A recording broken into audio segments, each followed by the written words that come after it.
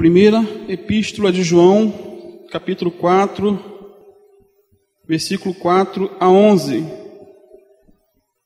que diz assim: Filhinhos, vocês pertencem a Deus e já venceram os falsos profetas, pois o Espírito que está em vocês é maior que o Espírito que está no mundo. Eles pertencem a este mundo, portanto, falam do ponto de vista do mundo, e o mundo os ouve. Nós, porém, pertencemos a Deus. Quem conhece a Deus nos ouve, mas quem não conhece a Deus não nos ouve. Desse modo, sabemos se alguém tem o espírito da verdade ou o espírito do erro. Amados, amemo-nos uns aos outros, porque o amor é de Deus. E qualquer que ama é nascido de Deus e conhece a Deus. Aquele que não ama não conhece a Deus, porque Deus é amor. Nisto se manifestou o amor de Deus para conosco, que Deus enviou seu Filho unigênito ao mundo, para que por ele vivamos. Nisto está o amor, não em que nós tenhamos amado a Deus, mas em que ele nos amou a nós e enviou seu Filho para propiciação pelos nossos pecados. Amados, se Deus assim nos amou, também nós devemos amar uns aos outros. Amém. Feche seus olhos. Senhor, dependemos da iluminação do Teu Espírito Santo, Pai, na ministração dessa palavra. Carecemos ouvir a Tua voz, carecemos, Senhor, de discernimento.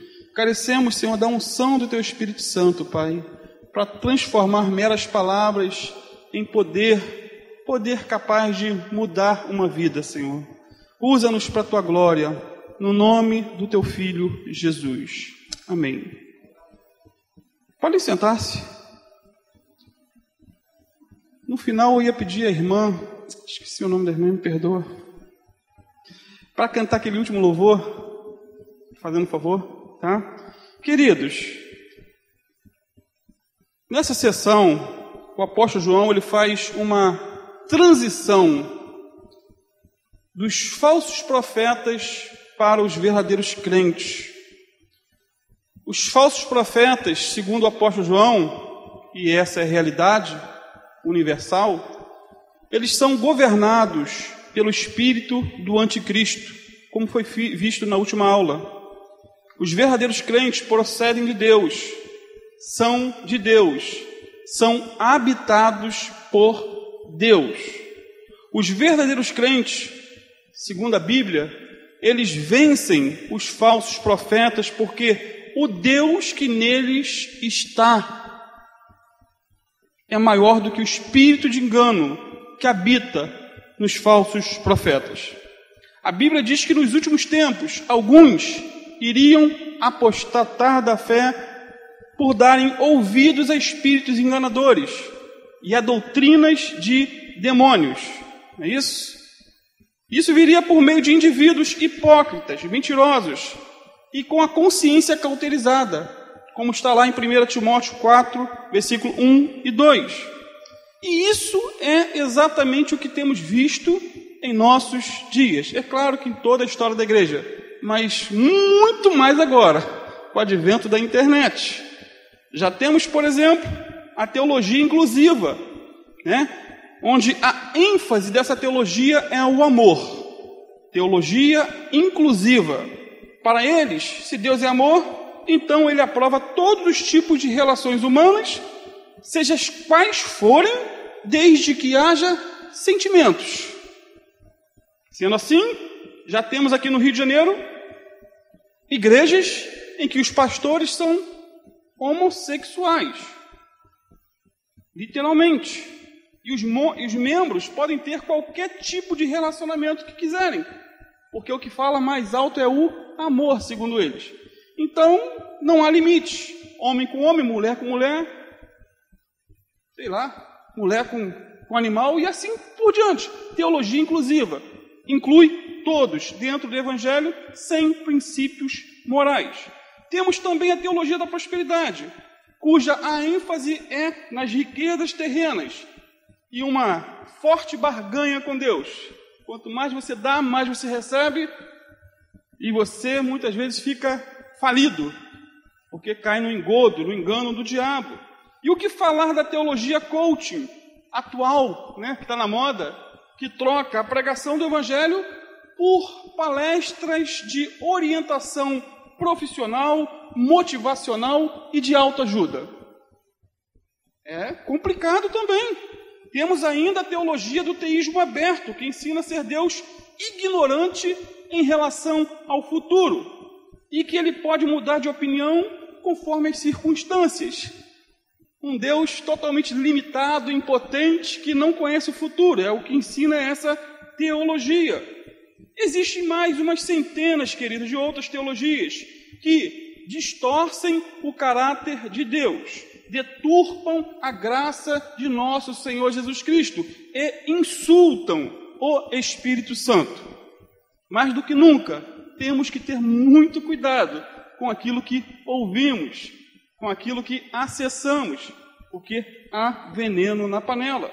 Sendo assim, João vai afirmar que os falsos profetas são do mundo, mas os verdadeiros crentes são de Deus. Os falsos profetas são possuídos por espíritos enganadores, mas os servos de Deus são habitados pelo Espírito Santo de Deus. E glória a Deus por isso. E mais, João diz aí no versículo 5, que o mundo tem os ouvidos aguçados para ouvirem os falsos profetas. É como que um imã. O mundo ouve os falsos profetas, mas os verdadeiros crentes, eles têm os ouvidos aguçados para ouvir não falsos profetas, mas para ouvir a doutrina dos apóstolos, a doutrina bíblica, a doutrina sadia. Num debate acalorado que o Senhor Jesus teve com os fariseus, né? Ele falou exatamente sobre isso lá em João 8,47. Ele disse assim, quem pertence a Deus, ouve as palavras de Deus, mas vocês não ouvem, se referindo aos fariseus que queriam matá-lo, estava sempre para pegá-lo em alguma falta, mas vocês não ouvem, pois não pertencem a Deus. Por outro lado, queridos, as ovelhas de Cristo ouvem a voz de Cristo através dos servos de Cristo. Em João 18:37, na parte final, o Senhor Jesus disse o seguinte: todo aquele que é da verdade ouve a minha voz. Todo aquele que é da verdade ouve a voz de Cristo. Não dá ouvidos a falsos profetas. Quanto mais próximo você está na Bíblia, mais detector de heresias você vai ser. Você vai conseguir ver ao longe, a ouvir algo que não soa com aquilo que é de Cristo. No entanto, o mundo ouve os falsos profetas. O mundo, ele é governado pelo espírito do erro e não pelo espírito da verdade. Os falsos profetas, eles são usados descaradamente pelo diabo, mas os crentes são usados por Deus. Os crentes verdadeiros espalham a verdade, espalham o amor. Os falsos profetas espalham a mentira. Então, o Deus que habita no crente é um Deus de amor. Por isso que ele vai espalhar o amor. Ou melhor, a Bíblia diz que Deus é amor. Isso é lindo. O amor faz parte da própria natureza e do ser de Deus. E quem se encontra em união com Deus, por meio da fé em Cristo Jesus, vai compartilhar da natureza de Deus, automaticamente, sem ser forçado, coagido. Sendo assim, eu quero analisar com os irmãos algumas características do amor de Deus, a partir do versículo 7. E a primeira característica é que o amor é um mandamento, é uma ordem, é um imperativo. Versículo 7, amados, amemo-nos uns aos outros. João aqui, inspirado pelo Espírito Santo, não está dando um conselho, não está nos dando uma opinião, e muito menos uma sugestão, ele dá uma ordem. E uma ordem é muito mais forte, tem muito mais poder, muito mais peso do que uma sugestão ou um conselho. O amor fraternal não é uma opção, queridos. é uma ordem expressa, é um imperativo absoluto para a minha e para a tua vida, para nós que dizemos servir a Cristo. É interessante notar, no entanto, o desenvolvimento dessa expressão, amar uns aos outros, dentro da epístola de João. Aqui no verso 7, essa expressão se apresenta como uma ordem, como já vimos. Amados, amemo-nos uns aos outros. Em 1 João 4:11, essa mesma expressão vem como um dever a ser cumprido. 1 João 4:11, quando ele diz: amados, visto que Deus tanto nos amou, certamente devemos amar uns aos outros. Agora, em 1 João 4:12, essa mesma expressão vem como uma condicional. E é interessante isso. Diz assim: ninguém jamais viu a Deus, mas se amarmos uns aos outros, Deus permanece em nós, e seu amor chega em nós à expressão plena. Ou seja, Deus só permanece em nós se amamos uns aos outros. Essa é a condicional. Sendo assim, amar uns aos outros é uma ordem, é um dever e estar numa condicional. E essa ordem já havia sido dada em 1 João 3:11 e 23, já estudamos aulas atrás, que diz: esta é a mensagem que vocês ouviram desde o princípio, que amemos uns aos outros. Versículo 11 do capítulo 3.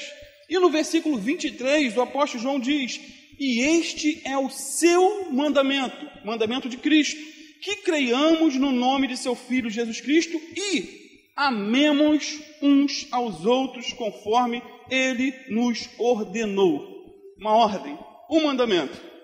A segunda característica do amor é a sua procedência divina. Olha no versículo 7 de novo e 8. Amados, continuemos a amar uns aos outros, na versão transformadora, pois o amor vem de Deus, ou procede de Deus. Quem ama é nascido de Deus e conhece a Deus. Quem não ama não conhece a Deus, porque Deus é amor. Deus é a fonte do verdadeiro amor. Só Ele tem o monopólio do verdadeiro amor. Só Deus pode nos capacitar também a amar de verdade, não de palavras, não de boca, não só por sentimentos. Isso porque seres humanos caídos, como nós, não podem amar por si mesmos. O amor que temos e exercemos procede de Deus.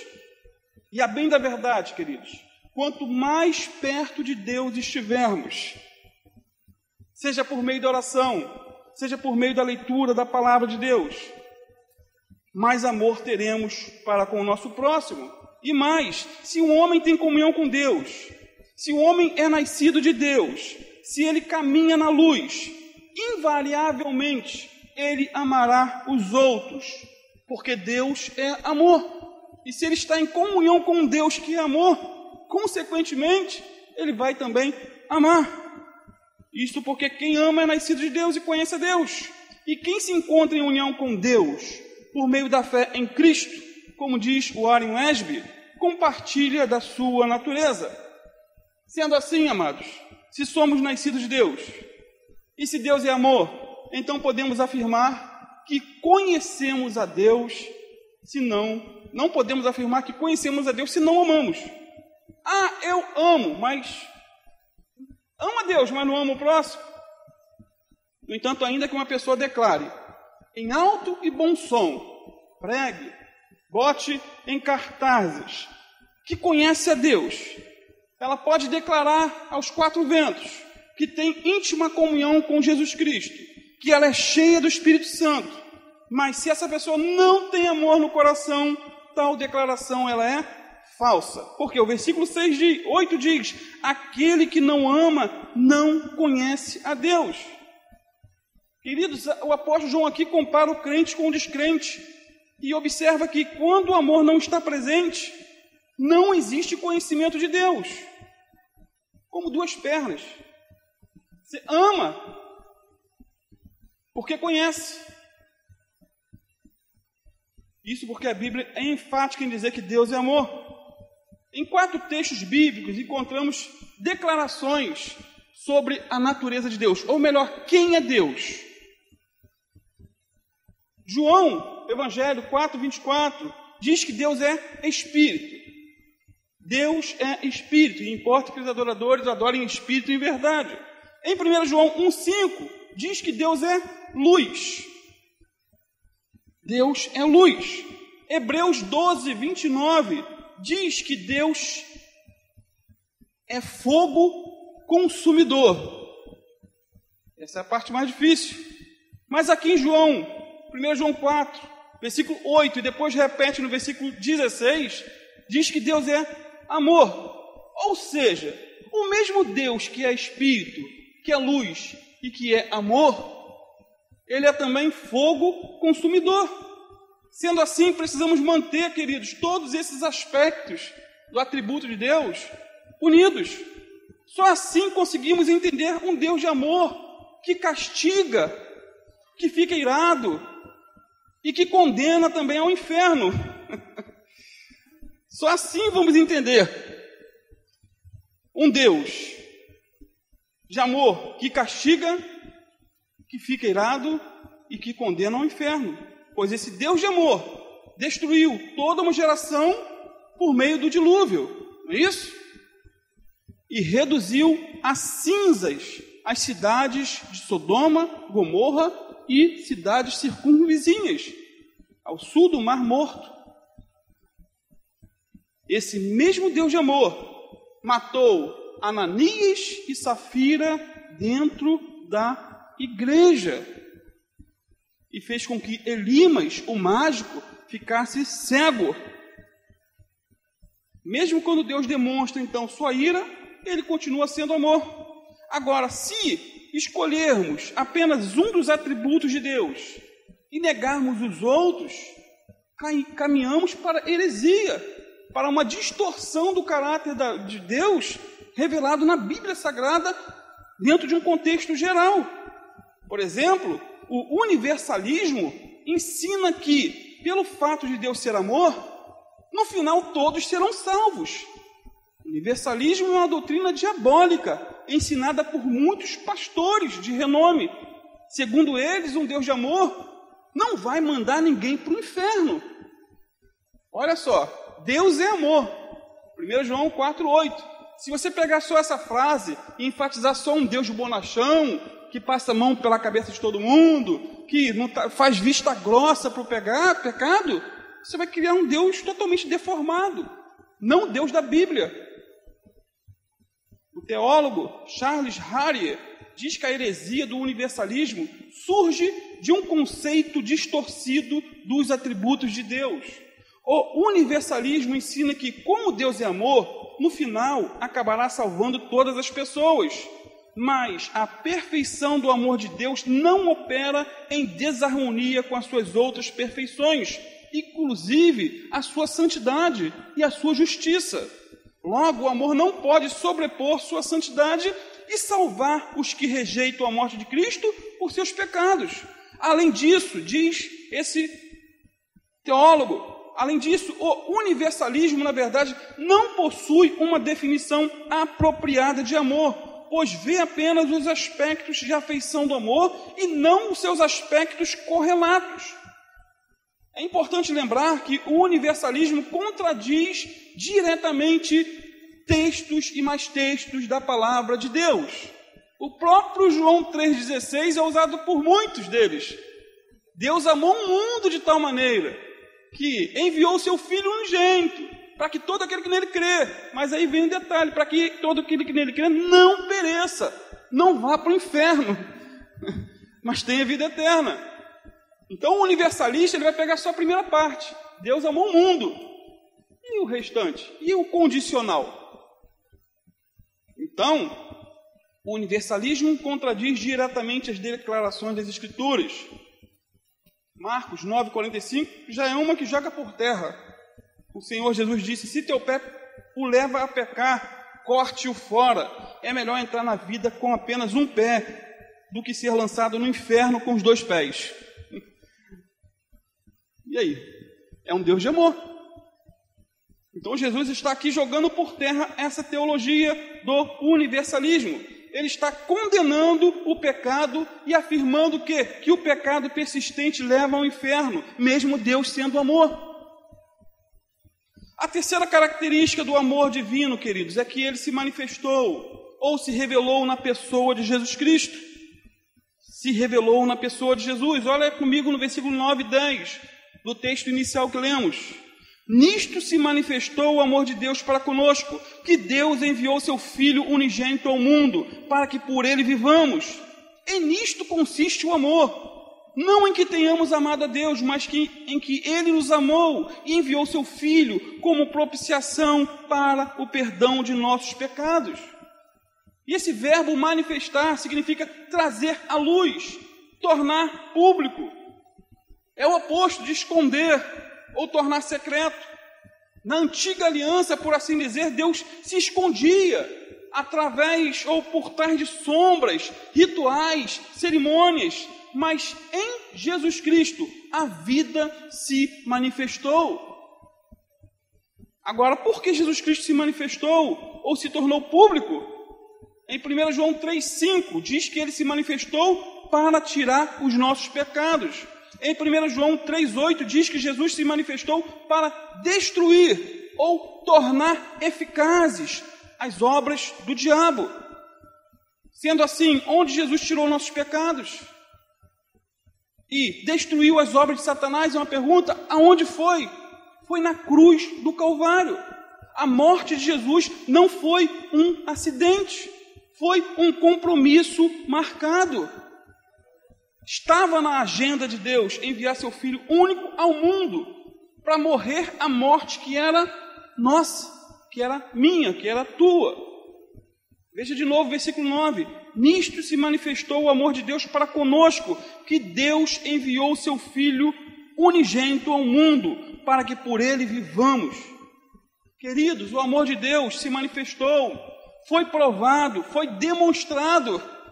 Não foi um amor de palavras, não foi um amor de sentimentos apenas, mas um amor doador, um amor sacrificial. Romanos 5,8 diz que Deus prova seu próprio amor para conosco, pelo fato de Cristo Jesus ter morrido por nós, sendo nós ainda pecadores. Deus enviou seu único Filho ao mundo para morrer por pecadores indignos, e Ele nos amou primeiro, apesar de sermos quem somos. 1 João 4,19 diz que nós o amamos porque Ele nos amou primeiro. Então, o amor primário, como diz John Stott, não é nosso, mas é de Deus. Esse é um amor incondicional, não causado, um amor espontâneo. E todo o nosso amor é apenas um reflexo do amor de Deus e uma resposta a Ele. Sendo assim, queridos, Deus manifestou seu amor na cruz quando entregou seu Filho como sacrifício pelos nossos pecados. Pois a morte de Cristo é descrita como uma propiciação, palavrinha abençoada. 1 João 4,10 diz mais uma vez: nisto está o amor, não em que nós tenhamos amado a Deus, mas que Ele nos amou a nós e enviou seu Filho para propiciação pelos nossos pecados. A palavra propiciação significa basicamente sacrifício expiatório. Tem até uma versão que diz ser Jesus o sacrifício expiatório para o perdão dos nossos pecados. E há até um episódio, mais de um, mas eu vou citar somente um, que ilustra muito bem essa verdade, esse fato. Em Gênesis 3, vemos a queda de Adão e Eva, não é isso? Eles desobedeceram a uma ordem explícita, direta de Deus. Depois do pecado, eles se envergonharam por causa da nudez, que estavam nus, sentiram culpa por causa do pecado. E lá em Gênesis 3,7 diz que foram abertos os olhos de ambos e conheceram que estavam nus e coseram folhas de figueira e fizeram para si aventais. Só que mais à frente, o Senhor Deus os cobre com peles de animais. Gênesis 3:21 diz: e o Senhor Deus fez roupas de peles de animais para Adão e a sua mulher. Queridos, esse texto aqui, de Gênesis 3, 21, não diz que foi um sacrifício expiatório o fato de Deus ter matado animais e tirado a pele deles para cobrir a nudez do casal.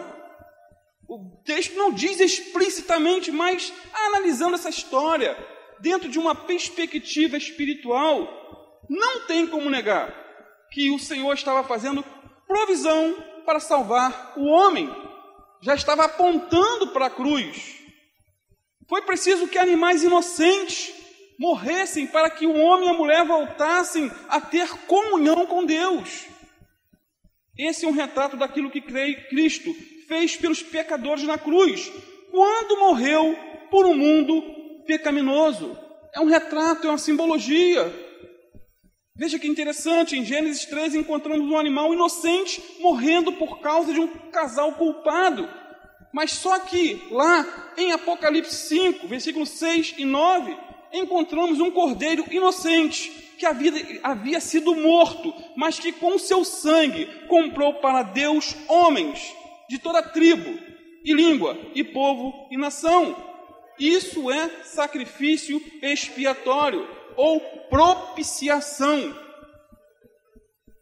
Resumindo, a propiciação é algo que Deus faz, a fim de dar aos homens a possibilidade de receber o seu divino perdão. Isso acontece mediante o arrependimento sincero, um quebrantamento, um reconhecimento de pecados. Sendo assim, queridos, o amor sacrificial de Deus é a fonte e a origem do nosso amor. Tudo começa com Deus e passa por nós. É por isso que João diz, para que vivamos por meio dele. Ou seja, já que Deus nos amou a tal ponto de enviar seu Filho para morrer em nosso lugar, então precisamos viver com base nesse fato. Não é isso? Senão seríamos só teóricos, só teoria. Pois o verdadeiro amor nunca é estático. O verdadeiro amor nunca é indiferente com a dor do próximo. Portanto, precisamos, com a ajuda do Espírito Santo, amar as pessoas com amor sacrificial, espontâneo, abnegado. Isso é desafiador. Precisamos nos doar uns pelos outros. Precisamos arregaçar as mangas e trabalhar na obra de Deus em prol dos outros. Nos envolver nas necessidades aqui da igreja. Então, queridos, mostre com as suas atitudes que você ama a Deus. E não somente a Deus, mas que você ama ao seu próximo. Jesus morreu por nós. Da mesma maneira, devemos amar nossos irmãos através do nosso serviço. E o que não falta em nossa igreja são oportunidades para você provar que verdadeiramente conhece a Deus e ama seu irmão. Não faltam oportunidades.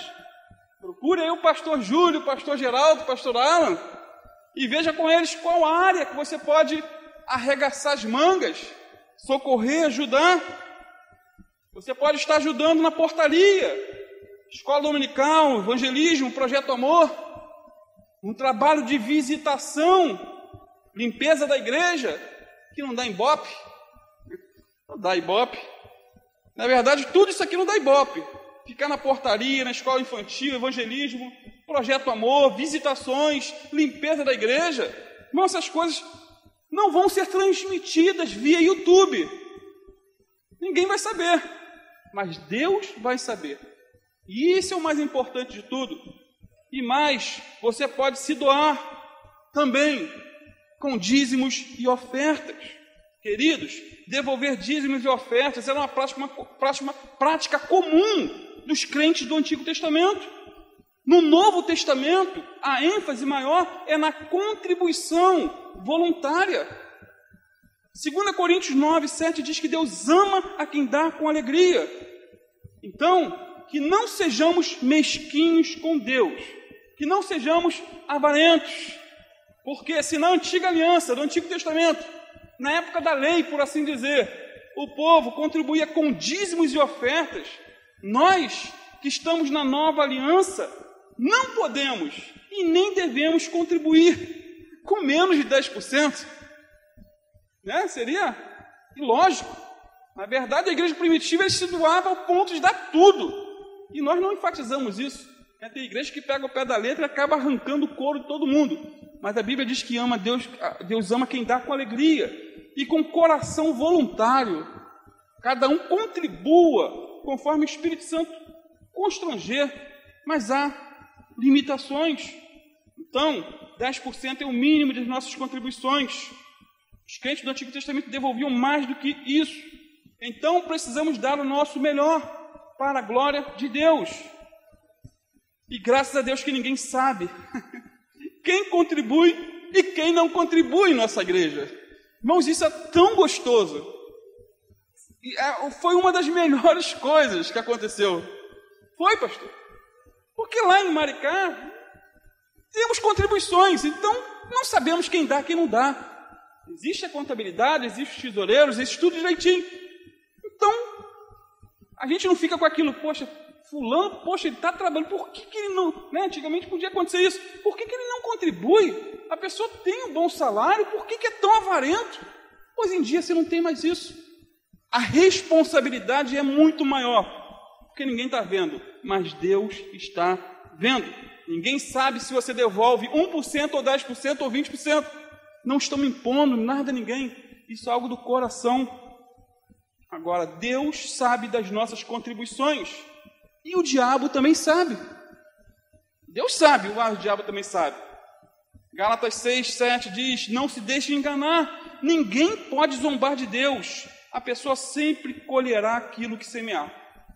Ou seja, a sua contribuição é que tem mantido essa igreja com as portas abertas. É com a sua contribuição que pagamos o aluguel desse local, que compramos Bíblias para doar para os irmãos, que investimos em folhetos evangelísticos, que compramos alimentações para o pessoal sair no Projeto Amor. É com a tua contribuição, queridos. Isso é amor na prática, não na teoria, não só de boca, de palavra, de falar, mas com fatos, com atos, com verdade. Então, não podemos ser como o Mar Morto. Você sabe por que o Mar Morto tem esse nome de Mar Morto? Porque ele recebe toda a água do Rio Jordão e não distribui nada. É um mar egoísta.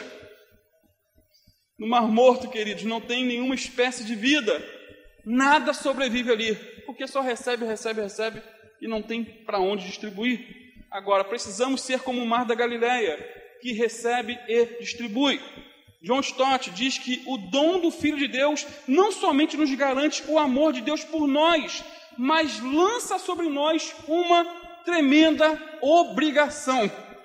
É uma responsabilidade muito grande servir a Deus, pois ninguém que tenha estado ao pé da cruz, diz John Stott, e tenha visto o imensurável e imerecido amor de Deus ali demonstrado, pode voltar a ter uma vida de egoísmo. Isso é forte e desafiador. Concluindo, eu quero concluir com o versículo 11 e 12 que diz: se Deus de tal maneira nos amou, devemos nós também amar uns aos outros. Ninguém jamais viu a Deus, mas se amamos uns aos outros, Deus permanece em nós, e seu amor é em nós aperfeiçoado. Irmãos, Êxodo 33, 20 diz que ninguém pode ver a face de Deus e viver. 1 Timóteo 1, 17 diz que Deus, ou que Ele é o Deus invisível. E no capítulo 6, 16 de 1 Timóteo mesmo, diz que Ele habita em luz inacessível. Ou seja, queridos, ninguém jamais ouviu a sua voz e nem viu a sua forma. No entanto, apesar de não podermos ver a Deus, podemos ver os efeitos de Deus. Por exemplo, não podemos ver o vento, podemos, mas podemos senti-lo. Não podemos ver a eletricidade, mas podemos sentir os seus efeitos. Só botar o dedo na tomada que você vai ver a lambada que você vai tomar. Você não vê, mas sente. Da mesma maneira, não podemos ver a Deus, mas podemos ver os seus efeitos na vida daqueles que o servem. Deus é amor, e onde o verdadeiro amor se faz presente, ali está a manifestação de Deus. Augusto Nicodemos, para concluir finalmente, diz que a motivação correta para amarmos os irmãos é porque Deus nos amou. Portanto, independente das atitudes de nossos irmãos, devemos continuar a amá-los, pois nossa motivação não é a conduta mutável deles, mas o amor imutável de Deus por nós. Amém, queridos? Quero te convidar a ficar de pé, a orar e a cantar mais um louvor, esse louvor tão marcante para a minha vida, para a vida de Biana, há 20 anos atrás, 20 e poucos anos atrás, na Igreja de Nova Vida do Alcântara, na pessoa do nosso amado pastor Haroldo Gomes, que está com Cristo. Oh Deus, em nome de Jesus, Senhor, te louvamos, Pai, por esse texto tão rico, tão autoexplicativo, Pai. É um texto tão abundante em informações, Senhor, em conhecimento, que nós somos tão limitados, Senhor, para explorá-lo como ele deveria ser explorado, Senhor. Mas que o pouco que falamos aqui, Senhor, na direção do Teu Espírito Santo, possa nos sacudir por dentro, Pai. Ah, Espírito Santo, que o Teu grande amor esteja em nossos corações verdadeiramente, Pai. Que nós não sejamos enganados, Senhor. Não nos deixe ser crentes enganados em afirmar que conhecemos a Ti, Senhor, mas temos ódio dos outros, temos inveja do nosso irmão. Ah, Deus, tem misericórdia de nós, perdoa-nos, liberta-nos, dá-nos uma nova natureza, que possamos verdadeiramente amar uns aos outros, com amor sacrificial, amor abnegado, um amor doador, Senhor. Ah, Deus, em nome de Jesus, tira de nós todo egoísmo, toda ganância, toda mesquinharia, Senhor. Oh, Santo Deus, Tu és poderoso para fazer infinitamente mais, muito mais além daquilo que pedimos ou pensamos. Tu és um Deus que muda o caráter do ser humano, transforma vidas, Senhor. Ah, Pai, faz isso conosco, Pai, nessa noite. Dá-nos um coração igual ao Teu, Senhor, um coração de amor. É claro que Tu és um Deus que ama, sim, mas corrige também. Tu és um Deus de amor, mas matou muitas pessoas que viveram em rebelião. Ajuda-nos também, Senhor, a ter essa moderação de não passar a mão no pecado de ninguém, mas corrigir, orientar. Pai, ajuda-nos a ter essa moderação, esse equilíbrio, Pai, para a Tua glória. No nome de Jesus, ajuda-nos a amar, porque o amor é um mandamento. O amor tem procedência divina. O amor é uma ordenança. Mas só estando em comunhão contigo, Senhor, em íntima comunhão, vamos verdadeiramente amar uns aos outros para a Tua glória, em nome do Senhor Jesus.